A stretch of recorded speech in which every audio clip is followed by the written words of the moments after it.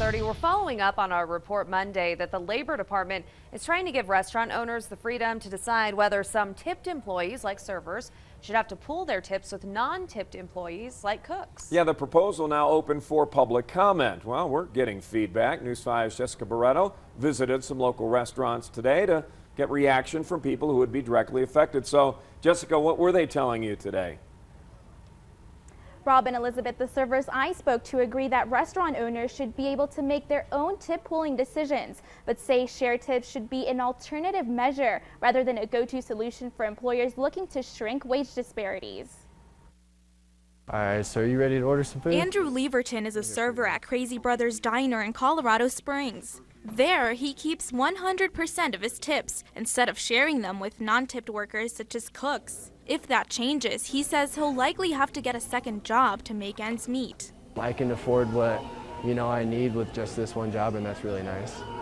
But I also understand that from the cook's perspective, it would be really nice to be able to do that as well. In a statement today, the Department of Labor says it wants to add pooled tipping as an option for employers. The department's proposal only applies to employees who make a full minimum wage and don't take a tip credit. The goal is to close the wage gap between tipped and non-tipped workers. Leverton thinks employers considering the new rule should take a look at how they could raise income for non-tipped workers first. I personally would prefer that we pay the cooks a livable wage and then let the servers keep their tips. On the other side of town, Jeremy Karen is also waiting tables. He works at Dad's Italian and gets to keep his tips too, but he sees pool tipping as detrimental because it would affect incentive in the workplace. Personally, probably wouldn't like to. I'm kind of a harder worker and I feel like I deserve everything that I work for. Karen says the issue goes beyond a financial strain and ties into workers' motivation.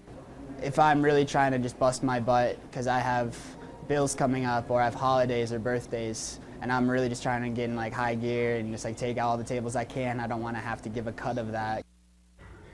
The proposed rule will be open for public comment for the next 30 days, and if you'd like to find out how you can submit your own comment, we've posted a link on our website at KOAA.com. Elizabeth?